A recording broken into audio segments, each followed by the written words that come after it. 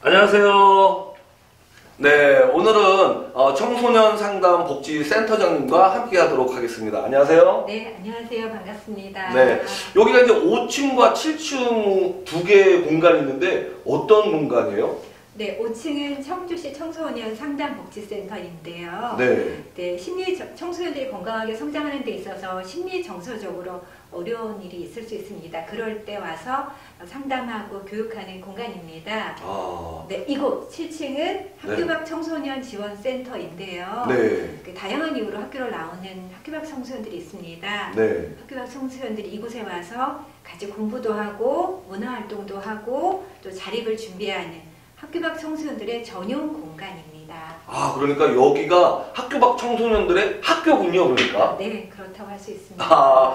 그러면은 그 밑에 아래에는 그 일반 청소년들이면 누구나 와서 상담을 받을 수 있는 거죠? 예, 그렇습니다. 일단 비밀이 보장되나요? 비밀이 상담에 있어서 최우선이거든요. 그렇죠. 네, 비밀, 보장, 확실히 됩니다. 아니, 왜냐면 저기 청소년들도 비밀 유지를 하고 싶을 텐데 상담을 하는데 비밀 유지를 안 해주면 안 되잖아요. 알았어, 상담 잘했다, 부모님한테 연락할게. 큰일 나지요. 그러면 조용히 온 건데.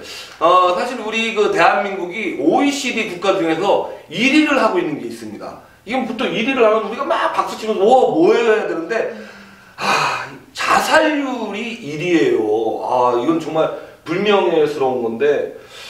일단 특히 청소년 자살률이 1위랍니다.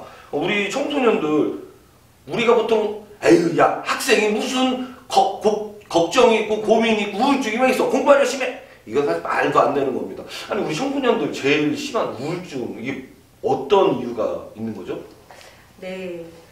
그 우울증은 그 성인만 아니라 청소년, 심지어 아동도 경험을 하는데요. 특히 이제 청소년 시기는 미래에 불확실한 시기와 그리고 여러 가지 학업에 대한 스트레스, 그리고 그 친구들과의 어려움, 다양한 이유로 인해서 아이들이 심리 정서적으로 우울감을 많이 경험하는 아이들이 많이 있습니다.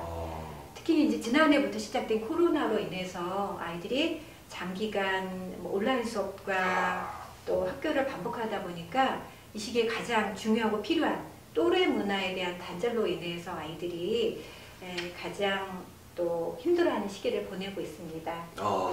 사실 아까 제가 처음에도 말씀드렸습니다만 학생이 공부만 열심히 하면 되지 뭔 걱정이냐. 야, 아빠 엄마가 학교 보내주지, 학원 보내주지, 용돈 주지, 뭔 걱정이냐. 이렇게 보통 그 부모들, 어른들은 얘기하잖아요. 근데 그 청소년들이 최고의 그 고민은 그 성적이에요? 아니면 무슨 뭐 이성 문제예요? 뭐예요?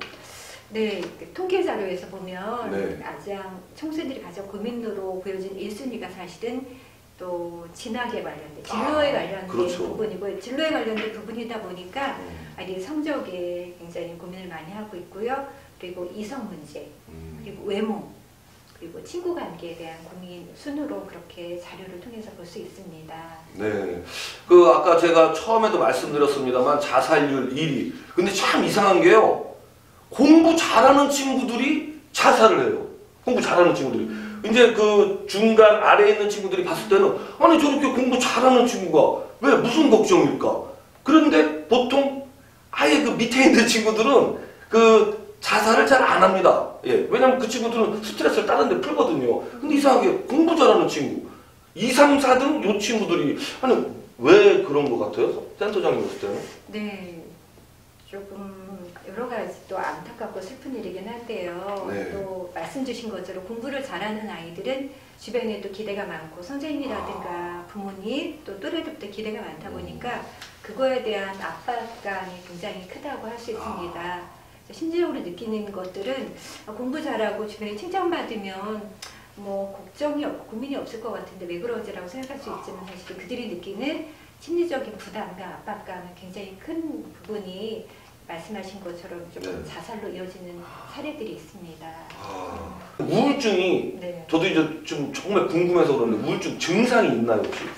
우울증 증상이 대부분의 청소년들은 먼저 우울증을 경험하기 전에 우울감을 좀 먼저 보입니다. 우울감 이전에 여러 가지 신체 증상이 좀 나타나요. 그래서 두통이라든지 복통, 어지럼증 이런 신체 증상을 먼저 호소를 좀 하게 됩니다. 몸이 아파져요? 네, 보통 우리가 뭐 신체화 증상이라고 표현하잖아요. 아. 병원에 가면 아무 이상은 없는데 네.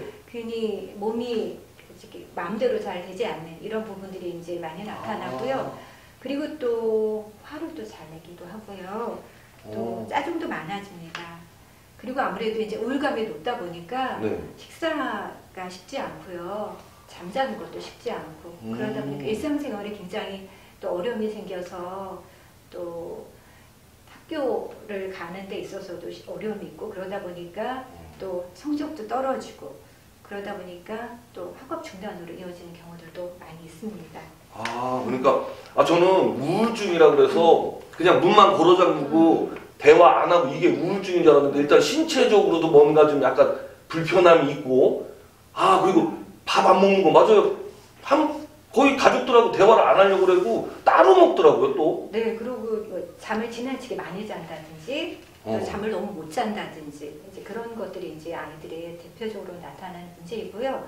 저는 지금 얘기를 들으면서 온몸에 소름이 쫙 돋는 게 제가 다 그 첫째 그 큰아들한테 겪었던 게 물론 지금은 지나갔는데 그게 우울증이 있었던 시기였네요. 근데 너무 화만 냈는데. 그러니까 아무래도 이제 지나친 감정 변화를 보이다 보니까 언뜻 보아서는 사춘기에 어쨌든 보여지는 특성으로 많이 이해를 하세요. 네네. 이제 그러다 보니까 부모님이라든가 교사, 친구들로부터 더 이해를 받지 못하다 보니 갈등이 심해지는 경향도 많이 있다라고 할 수 있습니다. 맞아요. 제가 농담으로 하는 얘기가 우리 큰아들은 초등학교 6학년 때부터 지금까지 사춘기라고 그랬어요. 야, 넌 뭐 이렇게 사춘기가 그렇게 기냐 했는데 생각해보니까 중간은 우울증이 잠깐 왔다 간 거였어요. 우울증이라고 또 보길 수도 있긴 하지만 그렇기보다는 좀 아이들이 우울감을 많이 느끼는. 네, 우울감이 이제 심해지면 또 초기에 또 우울감에 대한 치료가 접근이 되지 않으면 우울증으로 또 이렇게 발전할 수가 있습니다.